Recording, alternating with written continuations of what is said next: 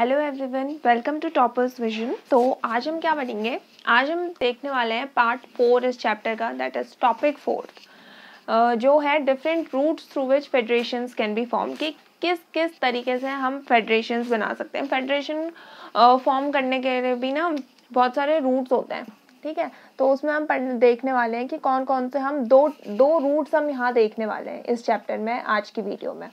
Okay, सो उससे पहले अगर आपने प्रीवियस वीडियोस नहीं देखे हैं तो पहले जाके उसे चेक कीजिए, because that is very important. So आज के टॉपिक में स्टार्ट करने से पहले जो हम 2 रूट्स पढ़ने वाले हैं, उसे स्टार्ट करने से पहले एक चीज़ जो हमें पता होनी चाहिए वो ये है कि वो क्या एस्पेक्ट्स हैं जो कि क्रूशियल है किसके लिए, कि किसी भी इंस्टीट्यूशन के लिए या फिर फेडरलिज्म को प्रैक्टिस करने के लिए ऐसे कौन से 2 एस्पेक्ट्स हैं जो ज़रूरी हैं। तो वी कैन ईजीली गेस और वी नो दैट, हम पहले से जानते हैं इसको, कि सबसे पहले तो जो डिफरेंट लेवल्स ऑफ गवर्नमेंट्स हैं उनके बीच में म्यूचुअल ट्रस्ट होना ज़रूरी है। अगर जैसे ये हमारी सेंट्रल गवर्नमेंट है, हमने देखा है कि सेंट्रल गवर्नमेंट होती है, फिर स्टेट गवर्नमेंट होती है, फिर हमारी रीजनल गवर्नमेंट होती है। तो ये क्या करते हैं, सबको साथ में मिलकर काम करना है। गवर्न तो इन्हें एक ही सिटीजन को करना है, सिटीजन्स तो सेम ही है और कंट्री भी सेम ही है। तो अगर इन लोगों को सबको साथ में मिलकर काम करना है, तो अगर इसके ऊपर भरोसा ही नहीं होगा, स्टेट गवर्नमेंट, रीजनल गवर्नमेंट को स्टेट गवर्नमेंट के ऊपर भरोसा नहीं है, स्टेट गवर्नमेंट को सेंट्रल गवर्नमेंट के ऊपर भरोसा नहीं है, इन शॉर्ट अगर हम बोलें तो किसी को भी एक दूसरे के ऊपर ट्रस्ट नहीं है। सो ऐसे क्या काम हो सकता है? ऐसे क्या किसी भी ये लोग ऐसे कोई भी फेडरल सिस्टम चलेगा? चल ही नहीं सकता है, क्योंकि इन लोगों के बीच में ट्रस्ट ही नहीं होगा। तो सबसे पहली चीज जो है वो ये है कि इन गवर्नमेंट्स को एक दूसरे पर ट्रस्ट होना चाहिए, क्योंकि सेंट्रल गवर्नमेंट के पास कुछ ऐसी पावर्स होती हैं कि वो इसको बोल सकती है किसी किसी मैटर्स में, स्पेसिफिक मैटर्स में, कि तुम ये करो। अगर इसके ऊपर ट्रस्ट ही नहीं होगा तो ये क्या करेगा? ये बोलेगा कि नहीं, तुम चुपचाप बैठे रहो यहाँ पे, तुम अपना काम करो, मुझे मत सिखाओ, ठीक है। So that will be very unfair. किसके लिए? सिटीजन्स के लिए। तो अगर हमें क्या करना है, अपनी कंट्री को चलाना है, अगर इन लोगों ने साथ में मिल के, तो इन्हें एक दूसरे के ऊपर सबसे पहले तो ट्रस्ट होना ज़रूरी है। ये बोलेगा तुम काम ही सही से नहीं कर रहे हो, मैं तुम्हें कोई चीज़ क्यों दूँ, और ये भी वही बोलेगा कि मैं तुम्हारी कोई बात क्यों मानूं, तुम तो काम ही सही से नहीं कर रहे हो। तो ये सही नहीं होगा। तो सबसे पहली चीज़ क्या है कि अगर हमें फेडरलिज्म प्रैक्टिस करना है तो सबसे पहली चीज़ है कि ट्रस्ट होना। किसके बीच में ट्रस्ट होना? डिफरेंट लेवल्स ऑफ गवर्नमेंट के बीच में ट्रस्ट होना बहुत ज़रूरी है। और दूसरा कि सिर्फ ट्रस्ट से काम नहीं चलेगा, इनके बीच में एग्रीमेंट होना चाहिए टू लिव टुगेदर। साथ में रहने का एग्रीमेंट भी तो होना चाहिए कि हम साथ में रहेंगे, साथ में मिलके ये जो 3 लेवल्स हम पढ़ रहे हैं, ये पहला लेवल, दूसरा लेवल, तीसरा लेवल, कि ये साथ में रहेंगे और साथ में मिलके काम करेंगे, ऐसा एग्रीमेंट होना इनके बीच में बहुत ज़रूरी है, ठीक है। सो ये 2 एस्पेक्ट्स हैं जो हमें पता होने चाहिए पहले, कि हम पढ़े कि फेडरलिज्म हम किस किस तरीके से प्रैक्टिस कर सकते हैं। उससे पहले हमें ये पता होना ज़रूरी है कि फेडरलिज्म प्रैक्टिस करने के लिए 2 चीज़ें जो बहुत इंपॉर्टेंट हैं वो क्या है। सो ये बात हमें पहले से पता भी है, ठीक है। सो कोई नई चीज़ नहीं है इसमें, but it is very important. एक तो म्यूचुअल ट्रस्ट होना ज़रूरी है, इनके बीच में ट्रस्ट होना ज़रूरी है, और दूसरा सिर्फ ट्रस्ट होने से काम नहीं चलेगा, एक एग्रीमेंट होना चाहिए इनके बीच में to live together. Live together that means एक साथ रहने का नहीं, एक साथ मिलके काम करने का। ओके, सो अब हम आते हैं कि वो 2 रूट्स जिनकी हम बात कर रहे थे वो क्या है, ठीक है। सो देर आर 2 रूट्स जिनको हम यहाँ पे डिस्कस करने वाले हैं। There are 2 routes through which federations have been form. Federation किस किस तरीके से फॉर्म हुआ है, किस किस कंट्री में, वो हम यहाँ पे देखने वाले हैं। तो सबसे पहला तरीका क्या है? एक ये होता है ना हमारा कमिंग टुगेदर फेडरेशन, ठीक है, कमिंग टुगेदर फेडरेशन, और दूसरा है हमारा होल्डिंग टुगेदर फेडरेशन। दूसरा क्या है? Holding together federations.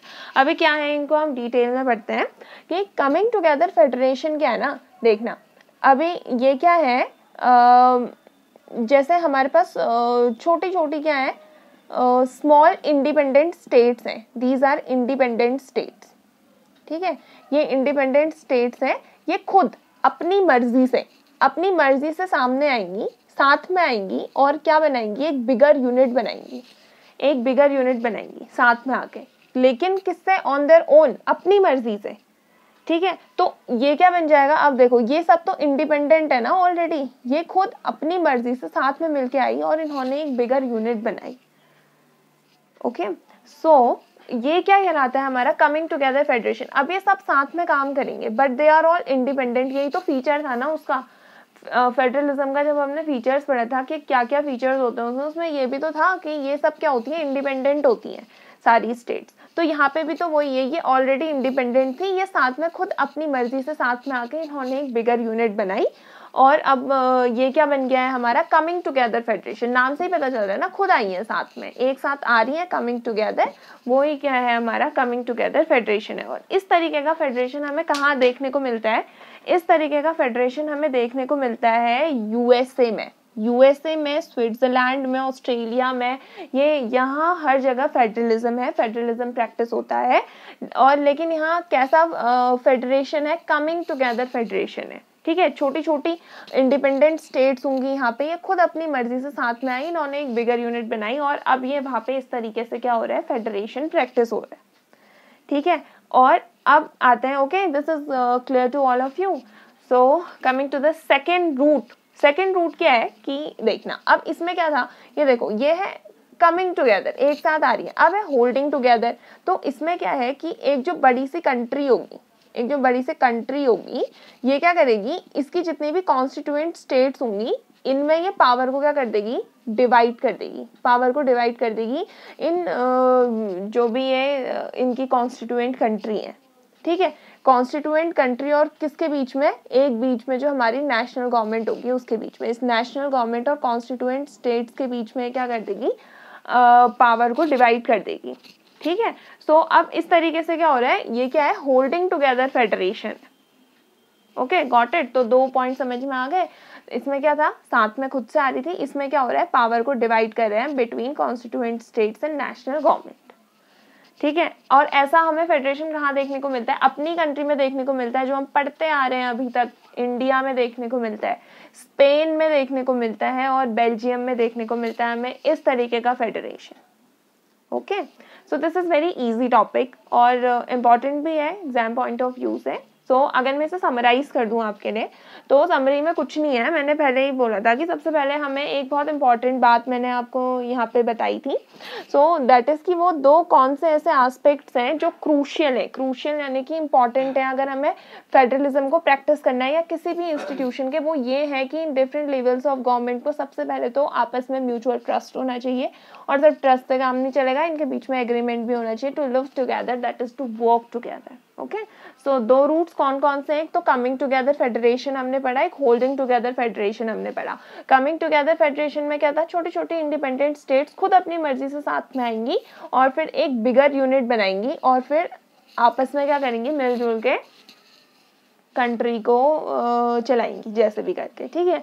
इस तरीके के फेडरेशन का एग्जांपल्स हैं यूएसए, ऑस्ट्रेलिया एंड स्विट्जरलैंड, ठीक है। सेकंड रूट क्या था हमारा कि एक जो बड़ी सी कंट्री होगी, ये अपनी कॉन्स्टिट्यूएंट स्टेट्स और बीच में जो नेशनल गवर्नमेंट बैठी हुई है हमारी, इनके बीच में पावर को क्या कर देगा, डिवाइड कर देगी, पावर का डिस्ट्रीब्यूशन कर देगी, और इस तरीके के फेडरेशन को हम बोलते हैं होल्डिंग टुगेदर फेडरेशन। इस तरीके का फेडरेशन हमें देखने को मिलते हैं इंडिया, स्पेन एंड बेल्जियम में, ओके।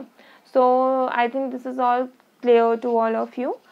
सो अब बाकी के जितने रिमेनिंग टॉपिक्स हैं वो हम अपने नेक्स्ट वीडियो में कवर करेंगे। For that please stay tuned, thank you.